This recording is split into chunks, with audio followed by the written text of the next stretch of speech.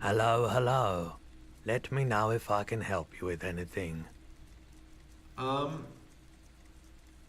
I have something to sell. Sure. Let me have a look. I'll check my pockets. Anything else you're thinking of selling? The production schedule filament. I think I'm just gonna pawn it, right? Did we look at that? Do we... Now I'm not sure, did we look at it? Production schedule. I don't think... Oh, I don't think I did. I don't think I did, right? We should look at it first. Since we know a password now. Don't have Another anything to time, sell. perhaps. I'll talk to him about the Golda Mamadakwa later. Right, we haven't... I don't think we've looked into it. Yeah, we just tried to open it, but I didn't actually get it. Right, we should do that first. Then I'm gonna sell it. Because it's worth 50, that's exactly the amount the fallen sneakers cost. So I think that's a worthy trade-off. Filament memory in exchange for, you know, our new cool shoes. We would be real fallen collectors at that point. And that would be nice. Oh, right. We should equip the flashlight tools.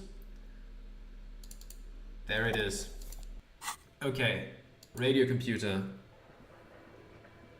Tiles on the cube are still smoldering, casting the framework in a soft glow. Fluorescent play and print keys shine on the keyboard. Let's insert the production schedule. Like a smooth draw, the filament slides into place. On the keyboard, the play key starts blinking. Let's press it. The speaker comes to life. Static seeps through the machine's planar magnetic driver. An old lady greets you. Her voice sounds 100 years old. Good evening, Fortress Accident en rue de Saint-Ghislaine. This is East Insulindian Repeater Station 1. Please repeat. Is this the production schedule? Let's try the password for the production schedule. Good. Please repeat the password. Afterlife, death. Good. I've unlocked the production schedule. After ending the call, please press print to access the filament. Really? She just used the same password? Maybe those radio computer guys aren't that paranoid after all. Very nice. Fortress Accident. Is there anything else I can do for you today? That's all for now. Press off/silent. Thank you, and goodbye. The old lady's voice disappears along with the static. Tiles on the cube are still smoldering, casting the framework in a soft glow. Fluorescent play and print keys shine on the keyboard. Let's press print. With a quiet determination, the printer starts printing, a piece of paper unfolding like a handheld fan. A black crisscross of letters covers its surface. Let's read the printout. It's a project report written by the lead producer, Andrew Andy Schott, about Whirl Untethered, a radio game developed by Studio Fortress Accident. The first few pages give an overview of the capital and workforce, while the rest of it seems to be a production schedule. Read about capital. I want to know about money. In its short time of existence, Fortress Accident SCA managed to burn through truly insane amounts of money. The first tranche of seed financing brought in 150,000 Riyal, but then came the delays. Ah, of course, of course. Eventually, the damage reached 400,000 Riyal, with only half of the game finished. 400,000 Riyal? Yo. These guys knew how to party. Gosh, where did they get all this money? Let's just say it was a real adventure for their Igaunian investor. I could imagine that. Read about the workforce. Who worked there? How long? Fortress Accident employed 18 people, the bulk of the team composed of writers and concept artists. There were also radio programmers, sound engineers, a CEO, 2 marketing experts, and a single overburdened producer who developed a habit of popping Pyrrolidon in the basement to escape his obligations. But on the other hand, Their obligations were piling up at an inhumane rate, a rate that could only be amended by Pyrrolidon. We're on it right now. You know it, electrochemistry. Why did Fortress Accident have so many concept artists? Wait, why did a radio game need so many artists? It didn't. It didn't need so many concept artists? No, definitely not. A few more producers could have come in handy though, especially when dealing with writers, some of whom routinely skipped work because of mental health issues and extremely unprofessional sleep schedules. One of them even managed to steal some valuable company property before skipping town for good. That's great. Let's skim through the production schedule, whatever it is. The production schedule depicts their glorious descent into bankruptcy. Okay, because of the concept artists? Not the concept artists. It wasn't even the writers, with their panic attacks and 3-hour lunches. It was impossible not to fail. The project was too large, and no amount of money could satiate the ever-expanding ambitions of the development team. They tried to make a 4 million real game with 400,000 in their bank account. Ah. They thought they could bridge the gap with pure willpower and imagination. You know, I think this whole thing with Fortress Accident is a bit of a wink at the camera. I think I've mentioned that before. Because this game, as far as I know, also nearly failed or something. They couldn't. I could have bridged the gap. No, you couldn't have. What do you mean? I totally could have. Definitely not. Volition failure, conceptualization failure. Not a chance. Damn. Even then, success remained within an ever-narrowing margin of possibility that, despite everything, never entirely disappeared. That is, until they discovered the Valley of the Heads. The what? At the 11th hour, the lead designer, Jimsk-born Sulisław Jalisa, decided that what Wirral Untethered needed was a secret mystical location at the extreme edge of the map. This place was to be the Valley of the Heads, where the heads of all the headless constructs could be found. The player would have been able to choose a head for their headless party member, and each head would have been voiced on air by a professional actor. How many heads were there? So many. The last count, there were approximately 10,000 heads for 10,000 headless men, all of which could be endlessly recombined. 10,000 factorial, huh? Oh, well, I mean... Yeah, I mean, there would be... If only if you assign all of the heads to all of the bodies. If every body is assigned a head, there are 10,000 factorial combinations that could be, and if you add states where some of the heads are unoccupied, then that's even more. And factorial ramps up real quick. So how many combinations could you make out of that? Do you really want to know? There seems to be a calculation here, but it may take a while. How bad could it be? Ah. Okay, so 10,000 factorial, huh? That's a bit large, it seems. Wow, it just keeps going. Okay. Alright. That's it's quite a bit. Wowzers. Okay. And I guess with like a number like 10,000 factorial, there would have to be a long string of zeros at the end, and we have not reached that yet, so keep going. Let's see when the zeros begin. No zeros, well, no strings of zeros in sight yet. Okay, keeps going. There's quite a few combinations there. Come on now. And it keeps going. Yeah, we only know it's done when the zeros come in. That's when we know it's done. Yeah, God, that's a long number. That's a really long number. Oh my god. Okay.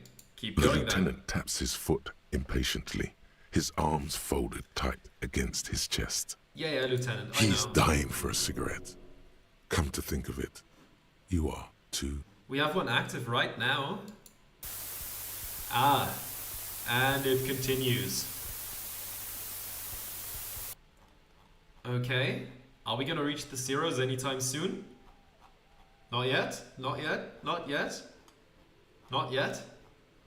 No, still no? Well, what have I done? Large numbers, that's what we've done. Still no zeros. Oh my god. Okay, let's keep scrolling quickly. No zeros yet. What if you broke the radio computer? What if it's never going to stop? Just let the numbers wash over you. Ah, there's zeros. There's a lot, And a that's lot, it. a lot of zeros. Okay, I mean, just in case you don't know how factorial works, like for example, 5 factorial would be 1 times 2 times 3 times 4 times 5. So you multiply all the numbers that come before it, all the whole numbers that come before it. So that's, 10,000 multiplications of, pretty quickly, very large numbers. So yeah, makes sense that it's that many zeros. Like, oh my god, that's a huge number. Okay, so that's what did them in? Well, yeah, that and the catastrophic data loss. This must be the anomaly Sona mentioned in the church log. On the nature of the data loss, there's ominously little information in the production log. It comes at the very end where things get fuzzy and dark, where tables and numbers seem to vanish into an eerie nothingness before the Igaunian investors pulled the plug. What is clear is that one day an unidentified numeric anomaly occurred on the East Insulindian Lintel front, just as the Wirral Untethered project was being compiled that day. And the anomaly caused all the data to get lost in the air? When the project was returned, it was completely blank. That's rough. The team spent weeks on the phone with Lintel, the service provider, but despite their diagnostics, they could never produce a satisfactory explanation or pay for the loss. What? They lost the whole game and wouldn't even pay for it? Wasn't there a copy of the game, a backup? Yeah. They lost the whole game and wouldn't even pay for it? Always read the terms of service. Damn. And let's face it, they didn't have any money left for illegal action. Wasn't there a copy of the game, a backup? Mysteriously enough, it seems that the off-site copy happened to be on-site when the catastrophic data loss occurred. It was the lead programmer's responsibility to oversee weekly maintenance of the off-site copy and, well, keep it off-site. An explanatory note from the lead programmer has been attached. What does it say? S. Luukinen Kilda, the lead programmer of Fortress Accident. The off-site copy was on-site because there was no off-site anymore. Not for me, not after 8 months of crunch. Oof, that's a lot. I didn't have a home anymore, so I started keeping it in the basement in the ice bear refrigerator near where I went to sleep. It was perfectly safe there. The temperature conditions were optimal. It's not very convincing, is it? Her former colleagues would agree with you. She's right, actually. Nothing wrong with keeping this type of filament memory in a fridge. Is there anything else from this lead programmer? The production schedule ends with a few random notes that seem to be added sometime later. Let's read the notes at the end. 4 months later, by an unknown author. I am the only one left, and it's gotten rather damp here. A few other businesses have gone under, too. Slipstream switched to making skis, and the hairdressers just left, cursing Martinez. They're right, though. Something's seriously wrong with this place. Martinez, all of it. Still haven't got an answer from Lintel about what happened.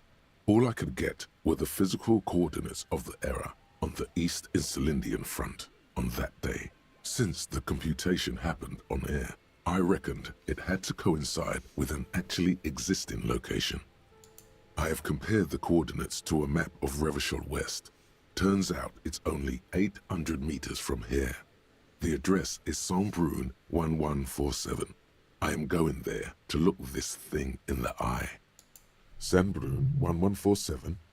That's what the street sign next to the church said. Well, let's tear off the printout and throw it away. Tiles on the cube are still smoldering. Okay, and I guess now it's time to sell this whole thing. After this slew of numbers we got from it. Man, that's a big number. Like, how many numbers are there in that number? Like, how many digits are in that number? I might have to look that up. If I don't forget about it, I might just show it on screen right now. And if I forgot about it, well, I mean, you can look it up too. Let's see. Let's enter this place. Talk to you real quick. Officer, the flashlight, Oh, yeah. please. Right. I forgot about that. My bad, Roy. My bad. There we go. Hello. Let me know if I can help you with anything. I have something else to sell. Sure. Let me have a look. I'll access Anything my else pockets. you're thinking of selling? Oh, didn't we? I forgot to take it out of the. Continue. I forgot to take it out of the Another time, thing again, right? I forgot to take it out of the machine. Okay, let's quickly sprint back there. I mean, we should be there in a second, and then I'll bring it back to Roy, so we can actually sell it. Okay, let's re-equip the flashlight because we're gonna need it. Tools. There we go. Let's run in here. Enter the door. Keep running through the dingy basement. Through here. Up the stairs. There's the computer. Tiles on the cube are still the filament. There we go. The filament is in our pocket now, so let's run back to Roy's. Run through the dingy basement again. Try not to get spooked by the big, scary ice bear fridge. Up the stairs here. Out of the building. Let's quickly unequip the flashlight.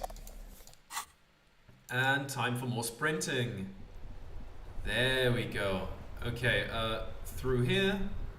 Across the road, that seems fine. Down the stairs. Into Roy's house.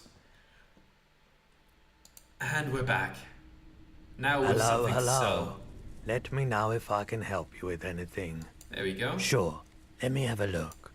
Anything else you're thinking of selling? There we go. Let's pawn it for a 50. Wonderful. Let's close that. Don't have anything. Another time, perhaps.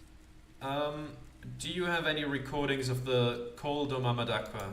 The Col de Mamadaqua? Sorry, I would never have guessed that you were that interested in ultrasonic sounds. Or birds, for that matter. I've been thinking of quitting the RCM and becoming a cryptozoologist. I have hobbies, just like all normal people, because I'm a normal person. Well, I wouldn't have guessed that you know what the Col do Mamadaqua is. No, I'm the law. I wouldn't have guessed. That's fair. It's been a long time since my Col de Mamadaqua hunting days. Once knew a group of young musicians who decided they didn't want to play music anymore and started looking for all kinds of interesting sounds instead. This was before, lost touch with them after all of that. That sounds so cool. Get to the point. Do you have any recordings? I'm gonna have to be rude, sorry. I'm not sure. I wasn't even sure about our old recordings, which I no longer have. But I do have a tape with some ultrasonic sounds that might be what you're looking for. Would you like to hear? He starts rummaging through some tapes behind the counter. Do we really have time for this? Spin that bird song.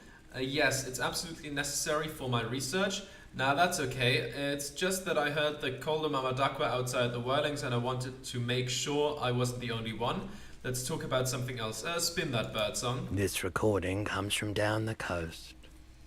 Wasn't looking to record anything specific. Just left a recording device there one morning. Keep in mind, I have to slow this one down enough to make sounds well over 200 kilohertz audible to the human ear. It will be strange. He switches on the tape player. The speakers begin to emit a low hum. As the hum grows louder, modulating but always unnaturally uncomfortably low, like it's coming not from the speakers, but also from inside your chest. Breathing is becoming difficult. That's an illusion. Your breathing is just as it was and will remain that way unless you start panicking. There's a growing sense of dread. The sound is coming from inside you, but also surrounding you. It feels as though someone is standing just outside of your range of vision and watching you, doing this to you. Ominous. He nods to you, reassuringly, just as more diverse, higher-pitched sounds, some random, some appearing to form patterns, hit your eardrums. Seabirds most likely, gulls and such. Seagulls? And skewers, but He raises a pointer finger and inclines his head towards the speakers. A new high-pitched shivering sound. That's it. The signal in the noise. The thin whisper. A low range of sounds is easier to handle with a focal point, but still troubling. You are mesmerized by the sounds, but also feel nausea welling up as the motif continues, then begins to recede, dissolving in what must be the sound of water lapping at the bank. you know, now that I've listened to it on these new speakers, it's not the cold Mamadakwa. Wrong patterns, wrong photons. Probably some insect trying to sing higher than its predators can hear. Still, fascinating, aren't they? Early morning sounds. Sure are. I really like Roy. Like at first I was like, oh, what kind of weirdo is he? But no, I really like this guy. The boombox I bought, it should play this tape, right? Of course. It's in working order still, isn't it? Just pick your tape and set it spinning. It all starts with the tape. Okay, I wanted to ask about my missing gun again. Is there any new thing here? Sure thing. Have people from Everett Clare's union come here to track that gun? Maybe. Shady looking guys came in here yesterday, looking like they'd just taken off their Wild Pines overalls. They asked if I have a police weapon to sell. I told them I already sold it. They went their way. It was a trip, but you know, all sorts of people come here, asking for all sorts of things. Maybe Claire really is tracking down your gun. Thanks for the review. Let's talk about something else. Sure, man. I have other business to take care of now. Okay. Did we ever find something interesting in here? You see rows of toy soldiers guarding the rest of the trinkets displayed on the table. Some on horseback, others in rags, others yet in bright blue uniforms. All are stern and unyielding in their duty. Try to find something pretty and cool here, then use it to win her back. Did I not even look at it yet? Okay. Well, time to look at it, I guess. Win her back. Yes. Buy something nice. A figurine. Let's inspect the knights on horseback. Big men on big horses, clad in lamella armor and carrying flintlocks, the kind that would mow down a line of enemy soldiers in the blink of an eye. Point at the knights on horseback. Who are they? Franco-Nigerian knights. I used to be very serious about these guys. A long, long time ago. Inspect the blue uniforms. They're not all blue. These figurines also wear gold coats and caps, complemented by orange trousers. They are variously posed, wielding swords and rifles with bayonets. Wait, this looks like René, the old guy who was playing petanque. This is what the loyalists looked like, yes, at first. Then they wised up and got camouflage. Are these royalist soldiers? Which ones? Ah, those. Yes, they are. I find the paint job a bit gaudy, but children like the bright colours indiscriminately. Let's inspect the figurines in rags. This set of soldiers isn't meant to look impressive. A few have rifles, but most of them carry pistols. Some even shovels and tall sticks. Point at the figurines in rags. Are these even soldiers? You're probably talking about the revolutionaries, yes? Yes, they are soldiers, revolutionary soldiers. I think their poverty has been exaggerated for effect. When you place them next to the royalists, it doesn't seem like they could possibly win. It's meant to give people hope, even we can do it. The contrast is meant to be disheartening, as it ought to be. It is impossible to win against the cohorts of capital, ask my friend God, whose bitch it made me. I wish it was more nuanced. As it stands, I cannot comment. The contrast is meant to be disheartening, as it ought to be. Ouch. I don't like either set very much, to be honest. But there are many parents among my customers. The Pyrolodon wore off when I clicked that, so I just lost 3 health in 1. That was rough. Let's dig up a truly cool figurine in the box under the table. Why? What's this? A headless man riding a horse? A headless man wearing futuristic tracksuit trousers that say found. What's this? Show it to the shopkeeper. Oh, that's the Headless Phone Rider. Who? The Headless Phone Rider. It's an urban legend about a man who rides the streets of Revachol sporting a fawn tracksuit. As you see, he's missing his head. He points at the decapitated figurine. 50 cents. Bargain price. I'll throw in the tiny cap too. I think he's looking for it, or something. That part of the story has many interpretations. Well, let's buy it then. Did I mention that this figurine is supposed to be lucky? Always carry it with you. He grins. That was a very smooth salesman's grin that almost comes off as earnest. You should learn from him. Let's step away from the table and walk outside. There we are. Let's go over to Sealang's shop. And let's buy the sneakers. The speakers below are banged up and worthless. The sneakers triumph over them. They're the star of the show here. Okay, I need those fallen sneakers. Super cool! Now the premium lifestyle is yours, officer. Thank The you. sneakers seem to vibrate in your hands with an almost mystical energy. Let's leave. Okay, I mean we can deck ourselves out in quite a bit of fallen at this point. Fallen trousers, fallen windbreaker. What else do we have that's fallen? Fallen ultra gloves. We have the hat, and now the sneakers. Missing a shirt, which I know where it is, but we can't get there yet. And I think that's all that's missing. So there's a shirt that we get later, and I think that's all the fallen gear you can get. So we're gonna have all the fallen in the world. Very, very nice. Let's wear that for now.